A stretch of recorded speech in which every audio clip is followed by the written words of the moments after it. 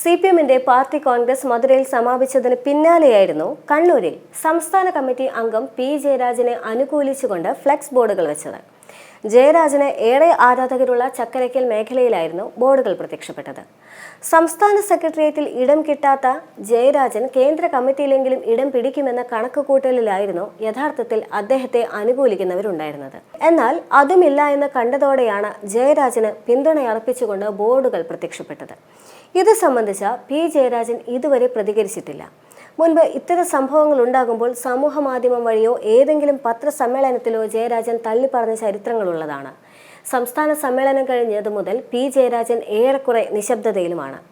പാർട്ടിയെ ബാധിക്കുന്ന പൊതുവായ വിഷയങ്ങളിലും അഭിപ്രായവും നിലപാടും പറഞ്ഞിരുന്ന ജയരാജൻ ആ പതിവും ഇപ്പോൾ ഉപേക്ഷിച്ച നിലയിലാണ്. അതേസമയം കടുത്ത അതൃപ്തിയിലാണ് ജയരാജനെ അനുകൂലിക്കുന്ന കണ്ണൂർ ജില്ലയിലെ പാർട്ടി പ്രവർത്തകരുള്ളത്. കണ്ണൂർക്കാരനായ ജോൺ ബ്രിട്ടാസ് പോലും അടുത്ത കാലത്ത് പാർട്ടിയിൽ സജീവമായി രാജ്യസഭയിൽ എത്തിയതിന് പിന്നാലെ CPM കേന്ദ്ര കമ്മിറ്റിയിൽ സ്ഥിരം ക്ഷണിതാവാകുക കൂടി ചെയ്തതാണ് യഥാർത്ഥത്തിൽ ജയരാജൻ അനുകൂലികളെ പ്രകോപിപ്പിച്ചത്.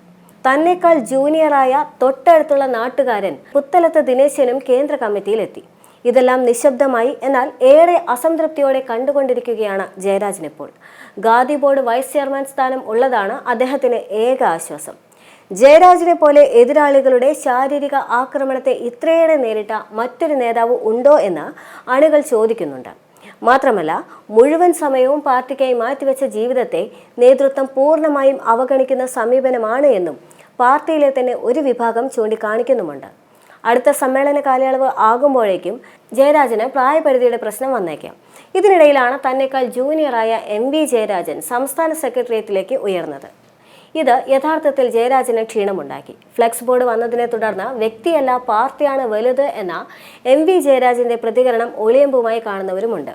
ഇതൊക്കെയാണെങ്കിലും പ്രവർത്തകരുടെ PJ കണ്ണൂർ ജില്ലയിൽ സജീവം തന്നെയാണ്. മിക്കവാറും പ്രവർത്തകരുടെയും പ്രാദേശിക നേതാക്കളുടെയും വിശേഷ സന്ദർഭങ്ങളിലെല്ലാം തന്നെ പാർട്ടിയുടെ പ്രാദേശിക പൊതുപരിപാടികളിലും ഓടിയെത്തുന്നുണ്ട് ജയരാജൻ എന്നതും ശ്രദ്ധേയം തന്നെയാണ്. ഏതാനും ദിവസങ്ങൾക്ക് മുൻപാണ് പി ജയരാജനെ സംബന്ധിച്ച് പരാമർശമുയർത്തിക്കൊണ്ട് MA ബേബി രംഗത്തെത്തിയത്.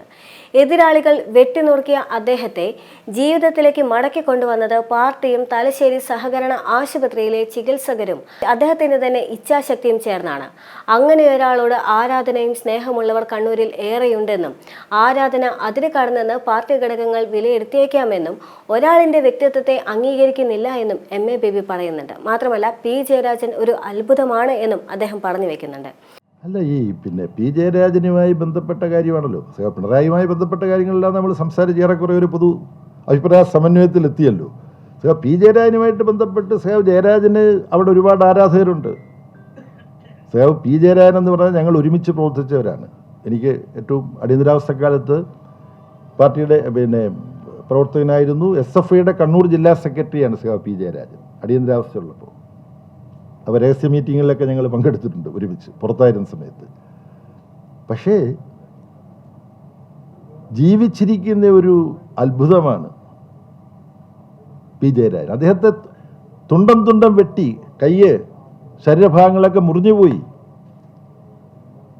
അദ്ദേഹത്തെ ഇന്ന് ജീവിച്ചിരിക്കാൻ സഹായിക്കുന്നത് അദ്ദേഹത്തിൻ്റെ പാർട്ടി. ഈ പാർട്ടി അദ്ദേഹത്തിന് കൊടുത്ത മനക്കരുത്ത്, അദ്ദേഹത്തിൻ്റെ വ്യക്തിപരമായ ആത്മധൈര്യം, പിന്നെ കണ്ണൂരിലെ സഹകരണ പ്രസ്ഥാനം എന്ന് പറഞ്ഞാൽ എങ്ങനെ സഹകരണ പ്രസ്ഥാനത്തിന് എന്താ ഒരാൾ ജീവൻ രക്ഷിക്കാൻ പറ്റുക?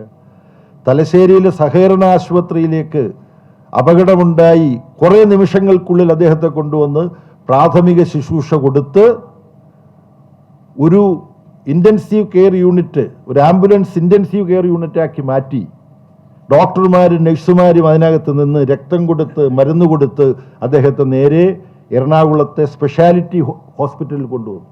ഇതിൻ്റെ ഓരോ ഘട്ടവും ഞങ്ങൾക്കറിയാം. ഇതെല്ലാം ഒരുമിച്ച് പ്രവർത്തിച്ചില്ലെങ്കിൽ പി ജയരാജൻ ഇപ്പം ജീവിച്ചിരിപ്പില്ല. ഇടത് കൈ കൊണ്ടാണ് എഴുതുന്നത്. അപ്പം അതുകൊണ്ട് ജനങ്ങൾക്കിടയിൽ കണ്ണൂരിൽ അദ്ദേഹത്തിനോട് വലിയ സ്നേഹമാണ്, വലിയ ആവേശമാണ്. അവർ കണ്ണേ കരളെ എന്നെല്ലാം വിളിക്കും, ചെന്താരം എന്ന് പറഞ്ഞ് വിളിക്കും. അപ്പം അങ്ങനെയുള്ള ആരാധന അതിര് കടന്നു പോകുന്നു എന്ന് തോന്നിയപ്പോഴായിരിക്കും പാർട്ടി കമ്മിറ്റി എന്തെങ്കിലും ചൂണ്ടിക്കാണിച്ചിട്ടുണ്ടാവുക. അതല്ലാതൊന്നുമില്ല.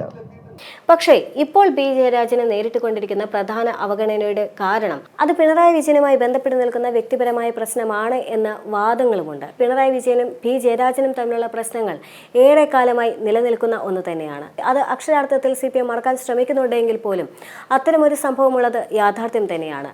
പിണറായി വിജയനും മേൽ പി ജയരാജൻ വളർന്നു വരരുത് എന്നൊരു കാർക്കശ ബുദ്ധിയോടെ പിണറായി വിജയൻ പെരുമാറുന്നു എന്ന് പി ജയരാജനെ അനുകൂലിക്കുന്നവർ വിമർശിക്കുന്നുമുണ്ട്.